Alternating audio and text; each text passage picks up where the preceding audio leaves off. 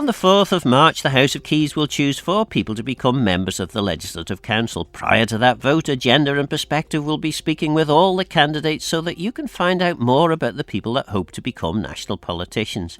On Perspective today, we'll hear from social worker Kirstie Morphet. So, my name's Kirstie. I am firstly a mum, a wife and a daughter. My family is very important to me and they've been very supportive of my application in this process.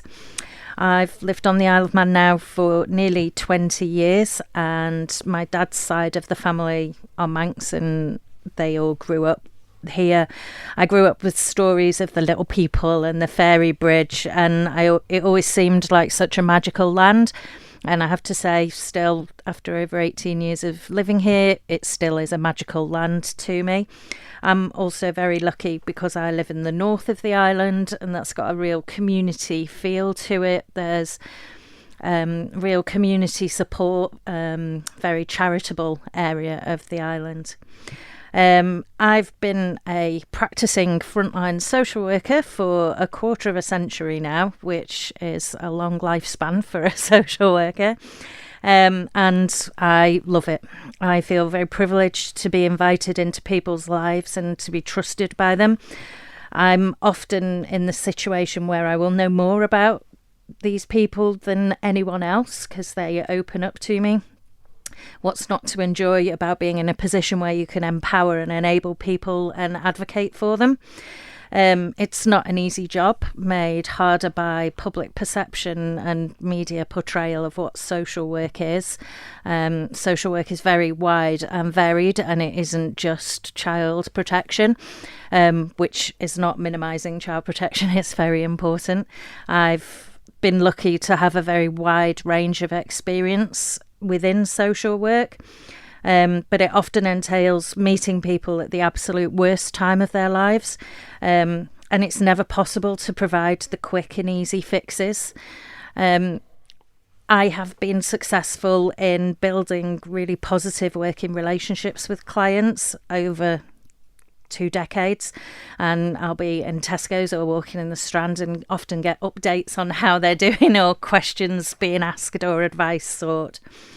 I've also found as I've aged and my daughter's left home that I've really enjoyed learning, and I've completed a postgrad qualification as an approved mental health professional, and this is largely around mental health legislation, and it also looks a lot at case law.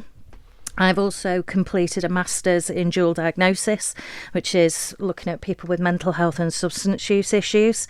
My research project and dissertation was an exploration of the support needs of young people on the Isle of Man with dual diagnosis. It was very important to me that the voices of my clients and their carers was heard throughout this project and its subsequent recommendations. And this is one of my core values that I will take with me if I am successful as an MLC. So, lots of experience with dealing with different people and generally people who have difficulties. So, in relation to certain aspects of becoming a national politician, becoming an MLC, I guess you're maybe slightly ahead of some of the others.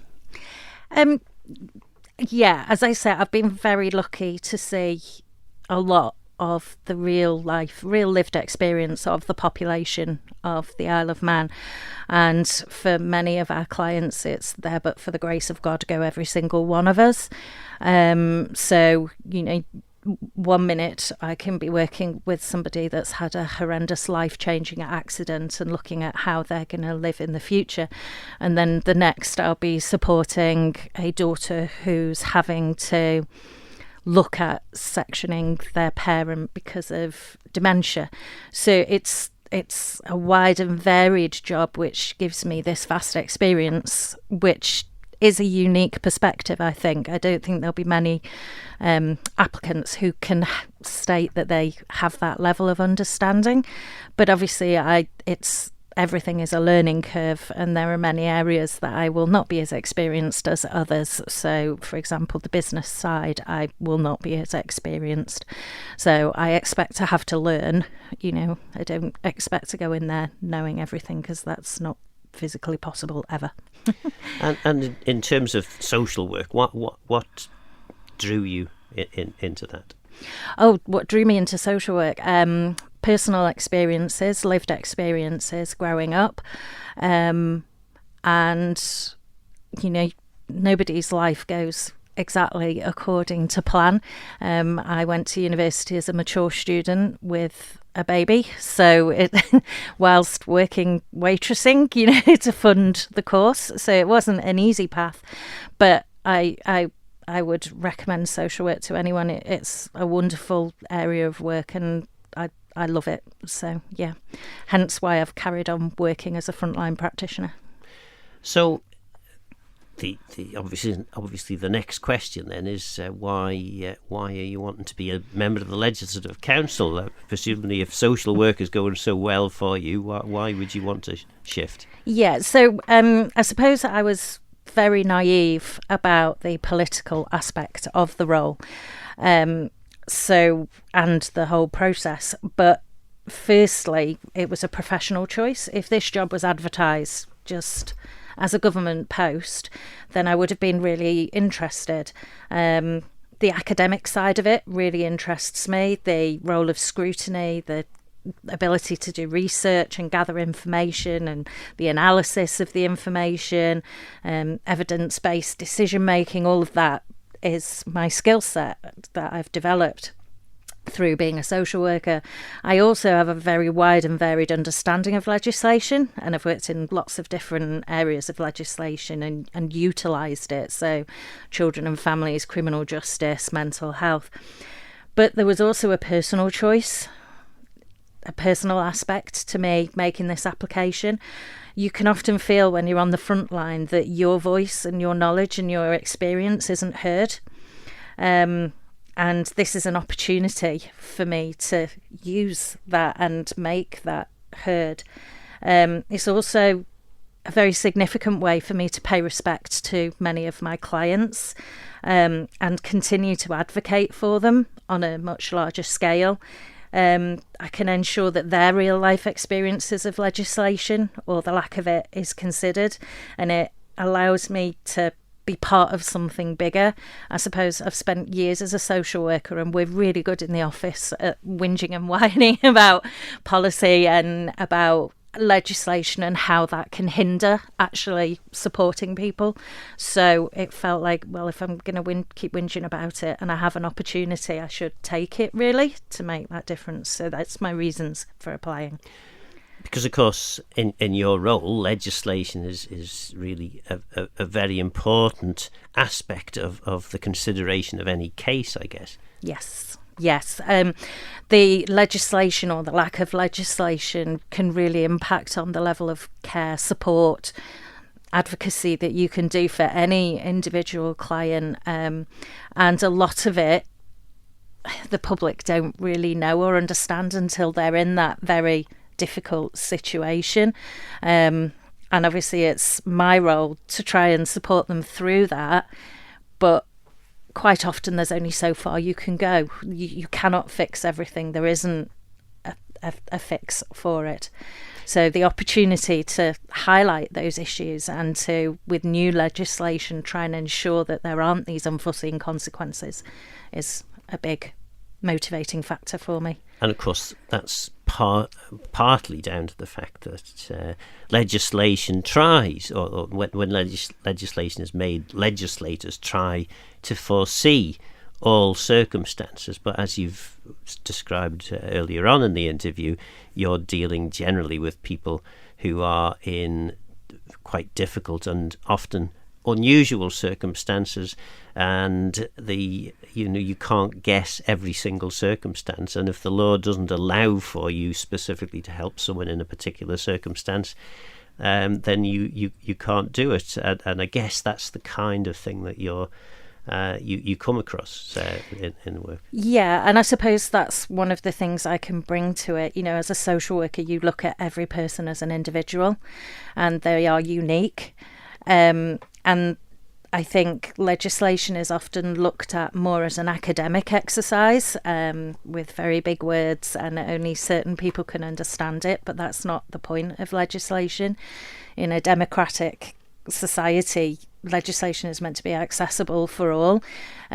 So that's what I can bring to it, that unique perspective. Yes, I have the academic skill set, but I also have this more rounded ability to look at things.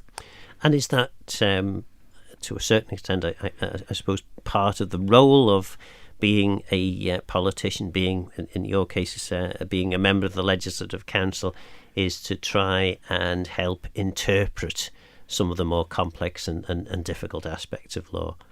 Yes, it's to help interpret, but also to foresee situations where the way something is worded may prohibit somebody from getting support just from not providing a definition, or because we don't have as much case law on the Isle of Man as they do in other countries. So, you know, you have to really prioritise getting the legislation right first time.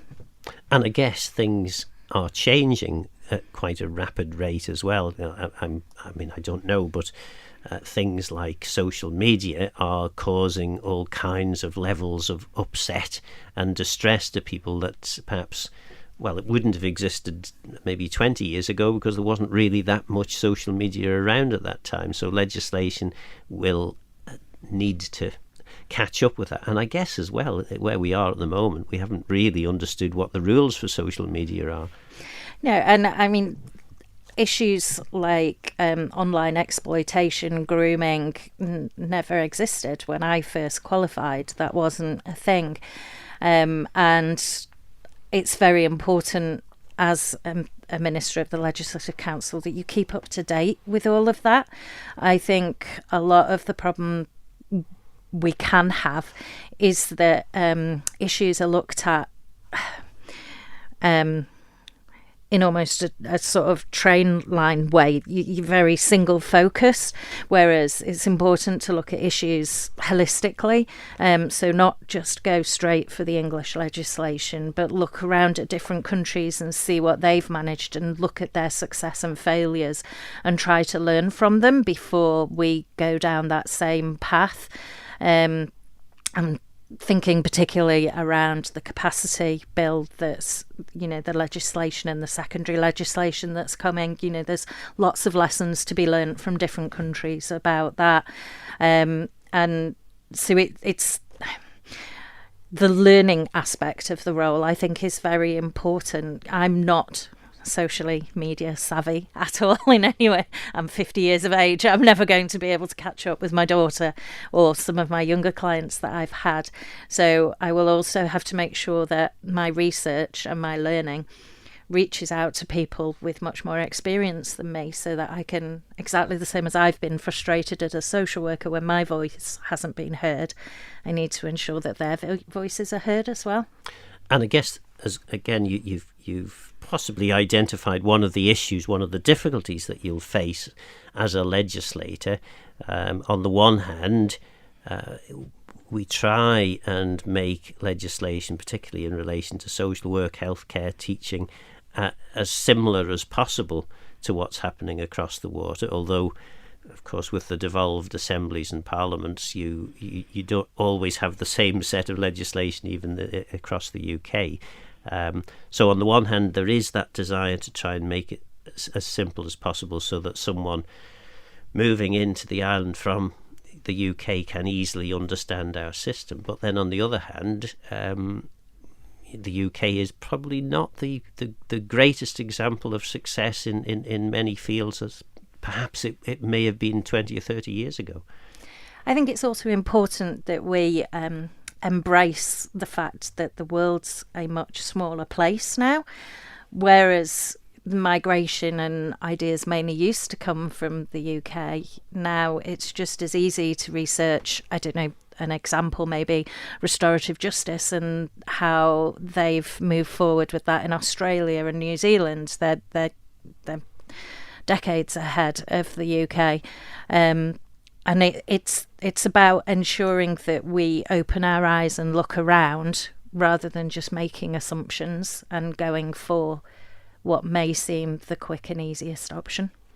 And actually, you mentioned about penal reform. We had a guest on Agenda not that long ago from the Howard League for Penal Reform, talking about Texas and what's the word I'm looking for? Modern ways of looking at how you can actually, rather than just throwing people in prison and throwing away the key, you can actually find ways in which you can help them actually become or gain a meaningful part of society again, and save significant amounts of money. Yeah, I suppose I also look at that from a human side as well.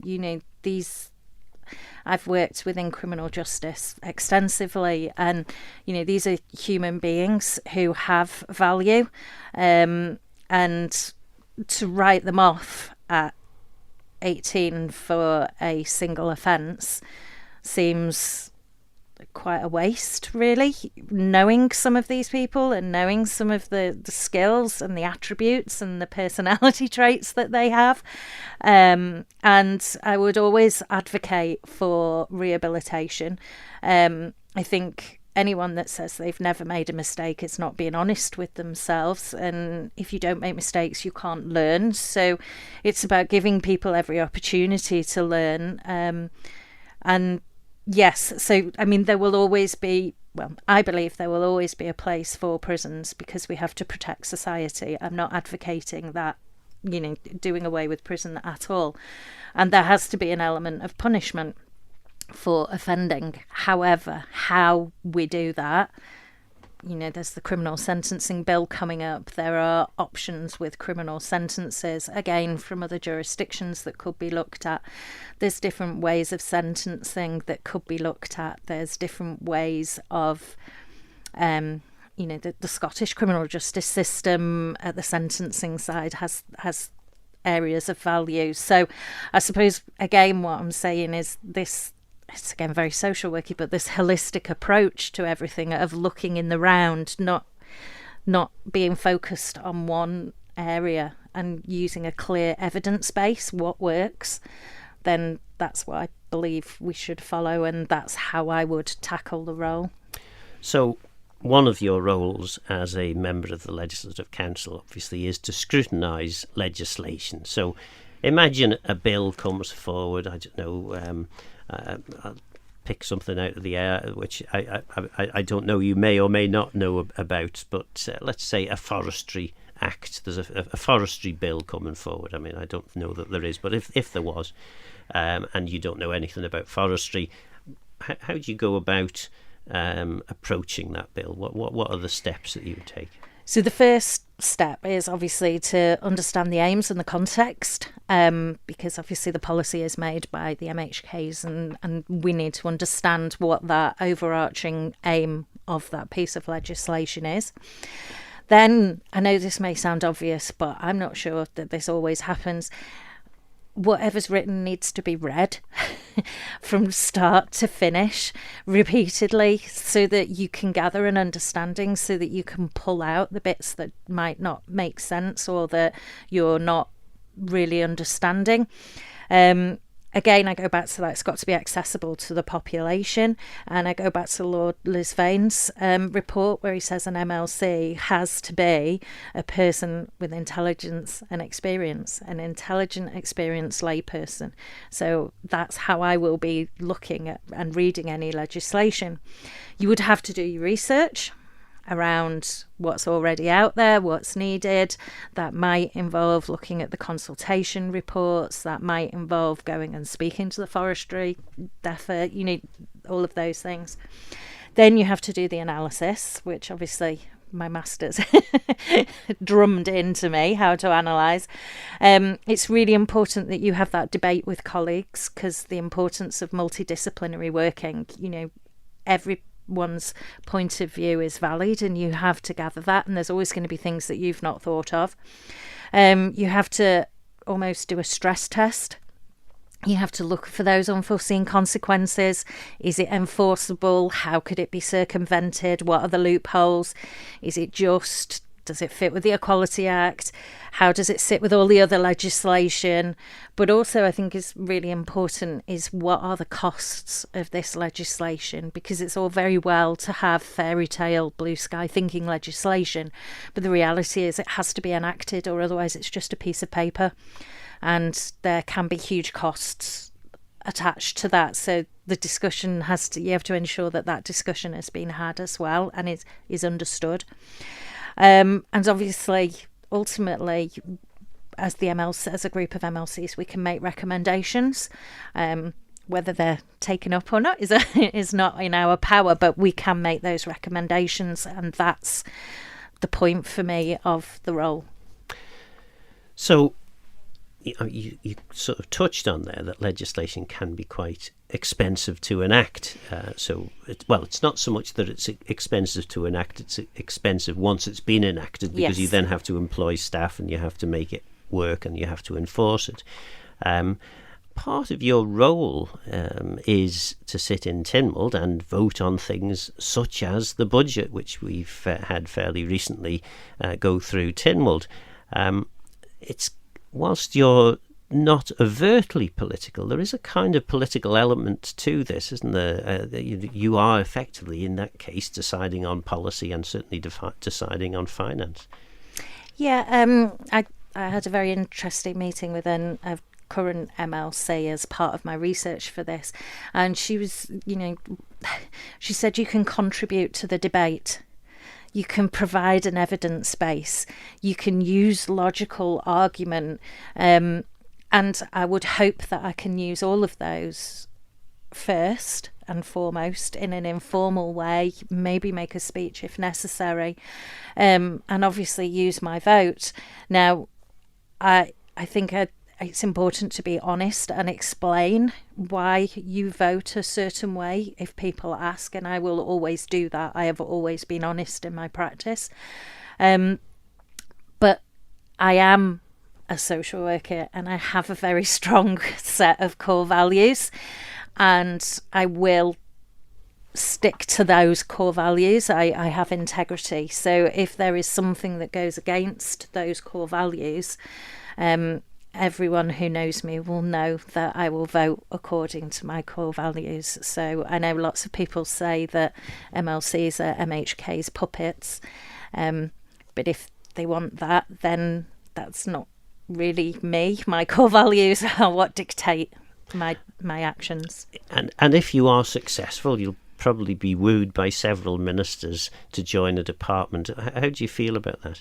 Yeah, I'd be happy to join a department. I understand that I'm not there to make policy. However, I do have a wealth of experience and knowledge that would be useful in different areas, and I would hope that would be used. I'm putting myself forward to be of use to the population of the Isle of Man, to be an asset.